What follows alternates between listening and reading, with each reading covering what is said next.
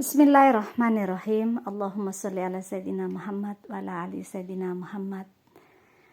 Perjalananmu, perjalanan kita, perjalanan diri ini, diri saya sendiri, tidak sama ya sayang. Tidak sama seperti orang lain. Tidak sama pula cara Allah memberikan kebaikan-kebaikan melalui ujian-ujian yang kita lalui.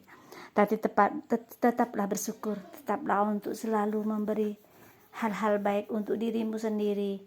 Jangan pernah mudah menyerah, jangan pernah mudah berburuk sangka kepada orang lain. Karena hatimu, lisanmu adalah segala-galanya bagi orang lain. Jika hatimu baik, maka yang keluar dari bibirmu juga akan baik. Begitupun lisan-lisan yang baik. Allahumma sholli ala Sayyidina Muhammad wa ala ali Sayyidina Muhammad.